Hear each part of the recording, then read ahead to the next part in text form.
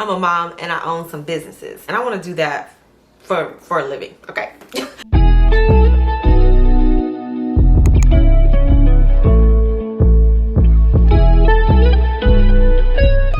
Hey mom, what's up? Welcome back to the Mom Company, a place where we discuss everything mom likes. I'm Danielle, aka Mom. In today's video, I'm going to be talking about a few things that I've learned in entrepreneurship. I think I have 6 things that I have learned on my journey as an entrepreneur.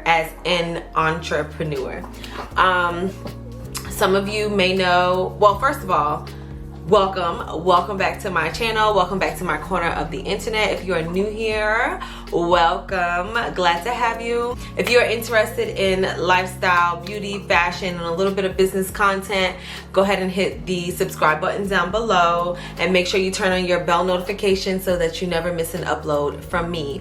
And if you are a returning mom friend, hey girl, hey, welcome back. Glad to have you. Leave me some comments. You know how we get down over here. Some of you may know, some of you may not, but I am a growing entrepreneur, mompreneur, whatever you want to call it. I'm a mom and I own some businesses. I do real estate. I call that my 9 to 5 because that is my bread and butter. That is what I started off doing when I first became an entrepreneur.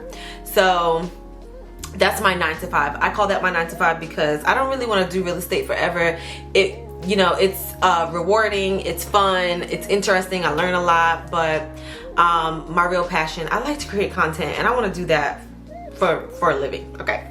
My newest business endeavor is my small accessories company. It is called The Vault Label, and I sell jewelry, hair accessories, and bag accessories. That is like my baby. I'm growing that all by myself. Real estate, I have a real estate partner. We work together, we tag team, we do it all together, most of it. And my jewelry, that's just me. That is all me. I'm so proud of it. In any stage that it will be or is at, I am so proud of it. So with that being said, I have learned a lot along this journey. I've been an entrepreneur for 19. I've been an entrepreneur since 2019. Yeah, I've been an entrepreneur since 2019 and it's been going ever since. I've learned a lot. I don't know a lot. London. What? If you hear a noise, that's London. She's got her dolls over here on the floor. London is my daughter, if you're new here as well. So she's over there. She lives here. But yeah, I've learned a lot and I've done a lot. I've seen a lot of things. I don't know everything. I haven't seen everything. I haven't learned everything. But like I said, this is a journey and I want to share my journey with you guys, like what I've learned so far. So let's go ahead and get into the video. First things first. First lesson I'm learning, still learning, have learned is that your journey does not start off perfect. If it started off perfect, girl, we would all be trillionaires by now. We would all know everything, we wouldn't need anything, and we would all be filthy rich. But it just doesn't work that way unless you have cash, connections or likeness to kind of like push it and catapult your business to where you want it to end up. Like, unless you can scale it immediately, it just doesn't start off perfect. And that is something I had to learn. I'm still learning. Just be content with where I am right now. It'll come, it'll grow, it'll be successful. The customers will come. Whatever I'm offering, it will be noticed. It will be able to reach the masses and it will flourish. If I can keep that in mind, I know that my business is going to be successful. Right now, it's not perfect. It's not what I want, but sorry for all the background noise. I got a lot of kids. All right. It's not where I want it to be right now, but it will get there with time. And if I can just say that to myself over and over again, I can gain the strength to make the baby steps every single day to get it to where I want it to be. I hope that makes sense. We're basically molding a nice vase. your business is a vase that you see at this beautiful furniture store. Let's just say Restoration Hardware. I don't know if they make molded vases or whatever. I don't even know the process. But all I can picture is someone in a place where they make vases and they're like molding it on the spinning wheel, and it doesn't start off perfect, and sometimes it even breaks. Sometimes you have to start all over. But in the end, once you get that nice swirl, that nice mold, then you have a finished product. But even still, when it's finished, you gotta paint it. You probably have to sand it. You probably have to polish it. And it's always going to be a work in progress until it's not. So that is like my little comparison that I have for you. It doesn't start off perfect, and it's okay. The second thing that I have learned is to do your research. I cannot tell you how important it is to do your research, okay? I'm doing research for my jewelry brands, and I cannot stress enough how important it is to do your research. Research whatever product you're trying to put out, whatever service you're trying to offer or you would like to offer, do your research on it. It is not a race. Okay, it is not a rat race to see who can put it out first, do it first, because 9 times out of 10 it's already out. So why don't you do your research to make it your own? See how you can make that product and service unique to the market. How can you offer something that your competitor is not offering? I am struggling. I'm gonna let y'all know I'm struggling with a lot of these things on my list because, like I said, the business is not gonna start off perfect. It is an absolute journey. So the more research you can do along your journey or prior to starting your entrepreneurial journey, the better.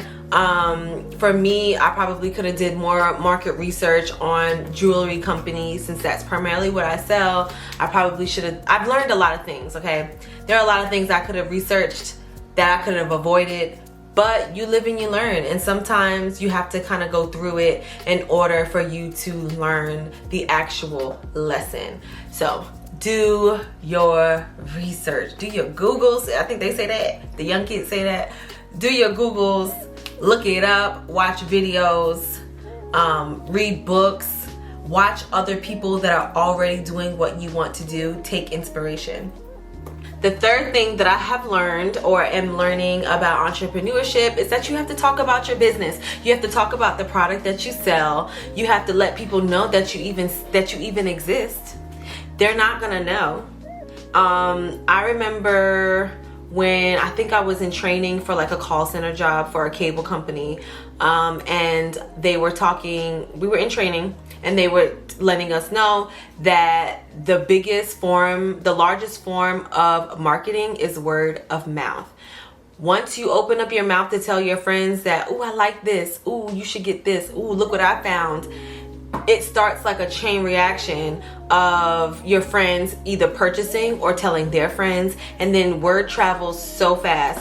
The first thing that Miss Karen says when she calls a restaurant because she's unhappy with her service, she's gonna tell all her Karen friends,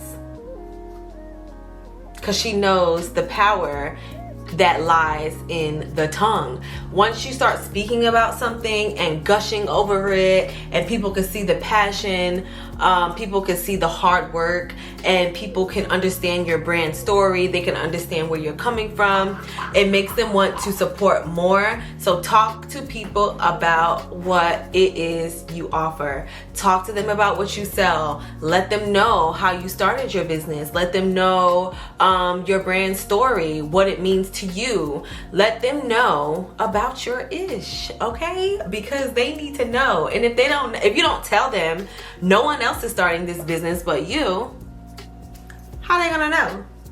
How are they gonna find out? It's important to talk about your business. And then, starting a new business, you kind of have that like imposter syndrome where it's like, am I qualified to do this? Or do I have enough knowledge to be talking about what I sell? Am I sure about the product or service that I'm offering to talk about it? Am I sure enough with myself? Am I knowledgeable enough to talk to other people about my product or service? That creeps in, and it holds me back sometimes from talking about my accessories company. I'm not an accessory connoisseur. I'm not an accessory genius or like expert, but I know that I love accessories, and I know that every time I see one, or every time I see one that makes me happy, my heart skips a beat. But that is part of talking about it. So when I talk to someone about accessories, I'm gonna let them know how accessories make me feel, rather than talking about my actual product until I feel comfortable. I hope all of that made sense. The fourth thing that I have learned in my journey of entrepreneurship is to structure your business. I learned this in real estate when I started my real estate business. With my first deal, I immediately had to go get an LLC, because you want to mitigate liability to your personal name. So if you can incorporate your business, put it in a LLC, a trust, or whatever, you should, because that protects your personal, and you're less liable personally from a business. It kind of separates your personal and your business. Trust me, you want to do this, because especially if you're in e-commerce and you are sourcing or curating certain products, a lot of companies, wholesale companies, won't even form a relationship with you unless you have your business license. So business license, LLC or incorporation, all of those things, an EIN number, please make sure you do your research and go ahead and get those things started if you can afford to do so. And I don't know how else to kind of like put that. If you're making money, structure your business. It can only benefit you, I promise. Girl, America is cut out to benefit the business owner. For the fifth thing I have learned in my journey of owning a business is that time is on my side. Even though I feel like things are taking off without me, or you know, these companies that are my competitors, or these companies that are my competitors, oh, they're so successful, they're doing this, they have the budget to do this, they can send a gazillion emails, they can take pictures, oh, their photography looks so nice, they have this grand marketing budget. Like, even though I see that from my competitors and it's just little old me over here with the vault label, time is on my side. If you keep on making the baby steps, send one email a week to your customers. Promote your product on social media, even on your personal page. Speak to family and friends. The more you go and do these things, the more customers come to you, the more revenue comes to you, and the bigger your budgets get. But that doesn't happen immediately. It happens over time. So time is definitely on your side. Take your time, and these things will come. So example for me, I was really into emailing, because that's typically how I communicate with my customers. That's how I let them know if I have something new. That's how I let them know if something has been restocked. That's how I let them know just what's going on with the vault label. It's like our personal line of communication from the vault label to my customers. So I was very consistent with sending emails out a day, whereas I would be sending the emails, but then, you know, my product photography would be lacking, so I couldn't be present on social media. But it's okay, because guess what? Over time, I'm gonna have that social media presence. Over time, I'm gonna be able to have a photographer to take my product photos to load onto Instagram, because I was consistent with sending my emails, and it grew my customers, it grew my customer base. And then they started purchasing from one sale a day or one sale every 5 days to, you know, one sale every day or 5 sales every day. Time is on your side, and you can only use it to your advantage when you're trying to grow anything you're trying to grow. Time is on your side. If you're outside growing vegetables, baby, it's not pop the seed in the dirt and then 2 days later you have a plant. No, you have to pop the seed in the dirt, cover it up, water it. Sometimes you may have to fertilize it. You have to prune it if it's it's doing something you don't need it to do, if it's growing too wild, you need to prune it back. Once it grows, you need to nurture what has grown. If it's producing fruit, if that plant is producing fruit, you're gonna pluck the fruit off. That signals the plant to produce more fruit. Say amen if you hear me. Don't play. Don't play. Don't play. You prune your business and it signals your business to produce more fruit. Y'all, I'm about to take y'all to church. Don't play with me. Time is on your side, okay? The last thing that I'm learning or have learned in my journey to entrepreneurship is to be resourceful and continue to be inspired. I look up to a whole bunch of people. I look up to a handful of businesses that are doing exactly what I need to do. I follow them.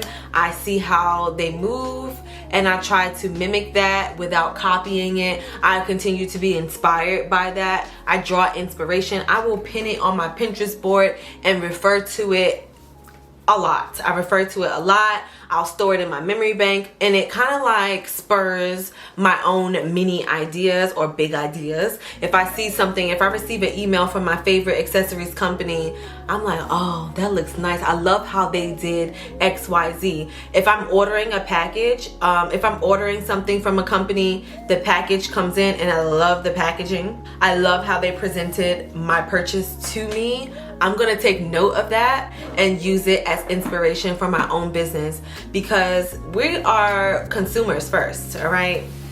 We are consumers. So as a consumer, I want to kind of like zoom in on what it is that keeps me consuming from a specific company. And then I want to try and implement that or something similar in my company. I continue to be inspired by just the creativity of these entrepreneurs that have these brands. And I'm not talking like big, huge brands like Target. Well, you know, I like Target and I do draw inspiration from Target, but I also draw a lot of inspiration from small business owners, because I know that they're in a spot similar to mine. They are doing the email marketing, they are doing the packaging, they are sourcing, they are curating, they are hand making items. And I want to draw inspiration from them to kind of feed my own personal journey of entrepreneurship. And that, my friends, is it for this video. Those are the things I have learned as a business owner. Speaking more specifically to my e-commerce business, if you haven't already, check out the Vault label. I would love to have you over there. You don't have to purchase. I would love for you to purchase, of course, but let me know what you think in the comments. If you've ever, you know, perused my site, is it friendly to you? Is it like user friendly for you? Do you enjoy being on there? How's the pop-up experience? How's your checkout experience?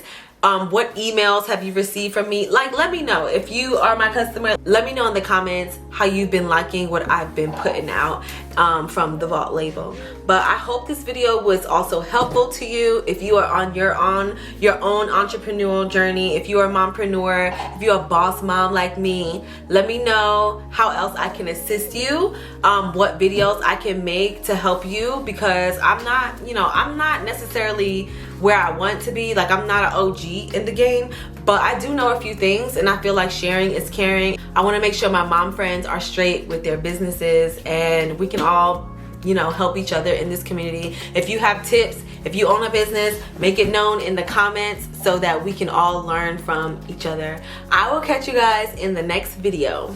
Bye.